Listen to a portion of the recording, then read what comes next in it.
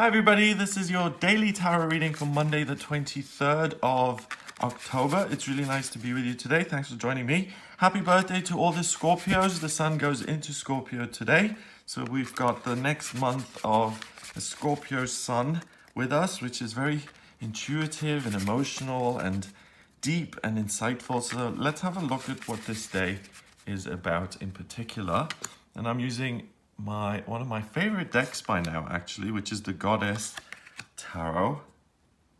It's just got so much feminine energy. I really like that. And I think Scorpio season and the Scorpio energy also is very associated with kind of the feminine, because the intuition is coming up. We're focusing on our feelings. We're focusing on our inner world. So first we have the Knight of Swords. She looks very kind of impressive there. Then we have the Eight of Wands. And then we have the Four of Chalices. So we've got a mixed bag here. We've got anger and someone being really full on and frightening other people. We've got someone totally blissed out in their own little universe, in their own little world. And then we have someone who's dreadfully bored and who's just like, it's never enough. Okay? So on this day, first of all, the Knight of Swords, you can see the urgency associated with this card. So this is a woman who's really charging forward. She knows what she wants. She's optimistic. She is rushing into things at the expense, I have to say, of other people. He's scared. The horse isn't happy either. And she's just going for it. She's saying, I am going to achieve what I want to achieve, and nothing is going to stop me. Because the reason she's doing this, the reason she feels so strongly motivated and powerful, is because of this card. The Eight of Wands is usually associated with either having overcome something or having left the worst behind you, and now just being able to relax and lie naked in a meadow and have the birds and the butterflies just caress you and just enjoy yourself. I mean, it looks like bliss, doesn't she? She's having a really, really good time there. So the work is done. All the hard stuff is over, and now it's simply time to enjoy the beauty and the magnificence and the easiness and the love and the sensuality of the universe. And that's where she's trying to get. She's trying to move to this place. And both of these women are really outside of that. She isn't feeling this, nor is she. But they take different approaches to it. So this woman, she says, okay, I am intelligent, I'm capable, I've got this shiny sword, it cuts both ways, it can get rid of things that don't work for me in my life, and I can also influence other people very seriously into getting what I want. And I have a horse, I have power, I'm going to do that very quickly, independently by myself, and I'm just gonna do whatever it takes to get to what I want. So the means justify the ends. Often, of course, the means do not justify the ends. You can't go around scaring people and, traumatizing horses and those poor birds just because you want something. The good news, though, is that you're certainly not going to be crippled with doubt. You're not going to be like, oh, what do I do? Instead, it's the opposite. It's like, there we go. I see it. I want it. I'm going for it. This card, the Four of Chalices, is usually represented by a young man sitting under a tree, and he's also got loads of beautiful things. He's been blessed and blessed and blessed, and there's another blessing coming in. She hasn't even opened this wonderful chalice. Who knows what could be in there? It could be more riches, it could be more grapes and abundance, more beauty, it could be power, it could be a scroll saying, you have been elected queen of the universe. But she is so bored at this point. She's just like, I don't care about any of this anymore. I've got all of these things that I'm supposed to want, but I want something totally different. I don't want money. I don't want abundance. I don't want superficial beauty. I want something true and genuine and sincere and loving and profound. Remember, we're in Scorpio season, okay? So we're not going to be satisfied by trivial little things, If you're someone who makes yourself feel better by buying lots of things, that's kind of going to lessen, and that's not going to be as effective, what's really going to make your heart sing is something that elicits an emotional response from you. So again, we're talking about relationships, I suppose, in a sense, because this is a great day to pursue what it is you want, to really get clear on, I want to be this woman, okay? And if this woman lying there with her butterflies, I really don't think that you're going to wake up on Monday morning and have the desire to lie naked in a field, especially if you're in the Northern Hemisphere. It's October, that would not work. It's a metaphor. It's a metaphor for being safe and surrounded by all of your desires and passions.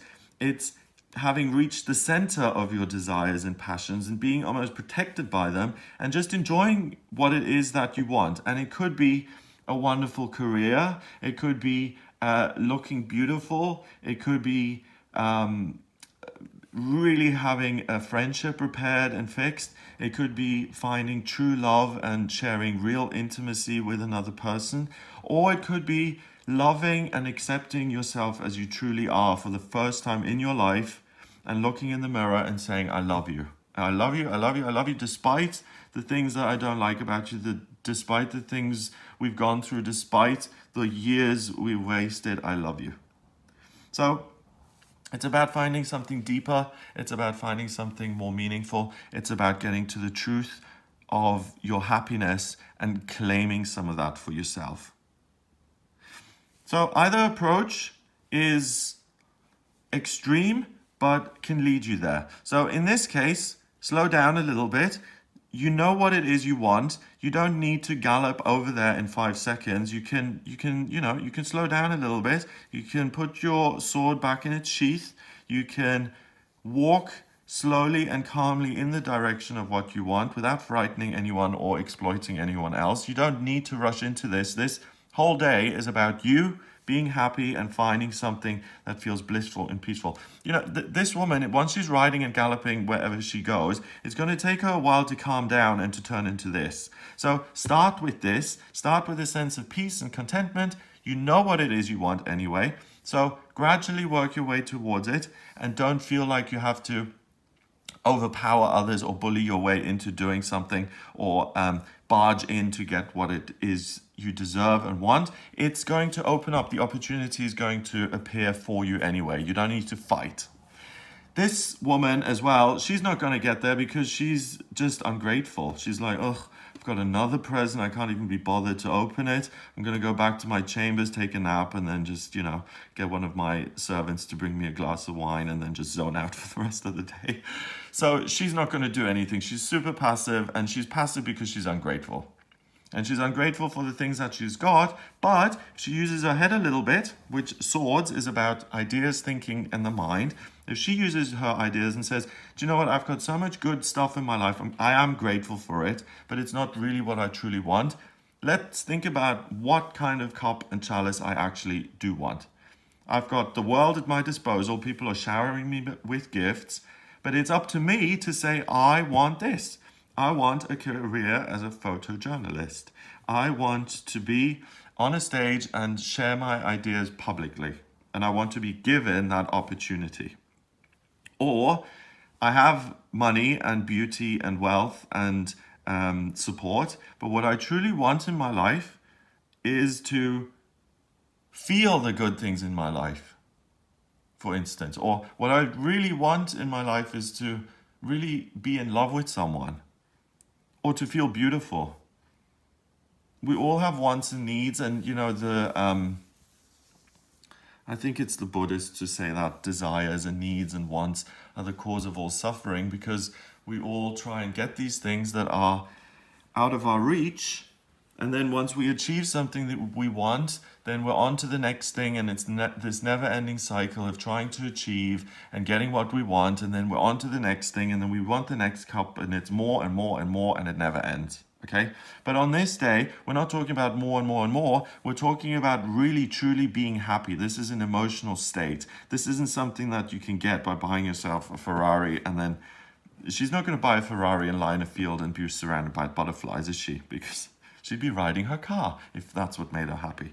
It's about being at ease with yourself, being comfortable in your own skin and allowing the beauty of the world to really just kiss you and caress you and embrace you and love you. And that's what the potential opportunity is here for today. So the two things to avoid is being overly sharp and aggressive. And the other thing to avoid on the other extreme is to be too passive and too ungrateful and morose and oh, it's not going to work out anyway. And it's about finding a middle ground, a balance, saying, you know, I do have good things in my life, but if I want something more, I've got to take a bit of action, not a whole army's worth of action, a little bit of action to go out there and to see what I enjoy today. So it can be as simple as going to the spa and having a treatment and saying, God, I feel so good in my own skin. I feel refreshed, rejuvenated.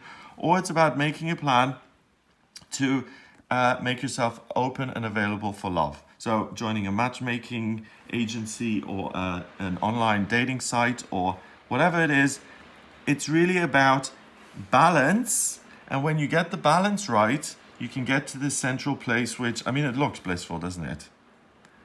She does not have a care in the world, and it's just beautiful. Only problem that I could imagine is if she's got hay fever, she might not be as happy, but she doesn't seem to. Okay, so court card is 1, and 8 is 9. 9 and 4 is 13. 1 and 3 is 4, and 4 is about structure and security and being a leader in a sense and being someone who builds that security and structure for themselves. So don't forget her altogether. She's extreme, so is she, but you've got to find somewhere in the middle that's going to get you to this place of this. So think of her outside the castle, not with a giant sword on a horse, but with a, I don't know, a little dagger, chugging along in her carriage, getting to where she wants to go. That's a better pace, okay? And I only mention the dagger and the knives because they represent ideas and thoughts. And in the tarot, it's about choosing something. Having a sword, and the suit of swords allows you to say, yes, this is it, this is what I want, this is what I'm going to pick. So find a middle ground and you'll have an amazing dream come true that is really going to make you feel happy. It's going to work for you, not someone else, not your dad or your granny or whatever. It's going to make you feel like this. Blissed out, beautiful, and in the best place you can be. And 4 is about security and stability. So this is something that is likely to last for a long time. So make an effort today. Don't overexert yourself, don't underexert yourself. Find a great balance and you'll have a fabulous, wonderful start to the week. If you'd like a private reading with me, please get in touch via my website. It's gregoryscott.com. Click on the readings tab to audio reading. Please remember to subscribe to this YouTube channel. It's free of charge, and I'll speak to you tomorrow.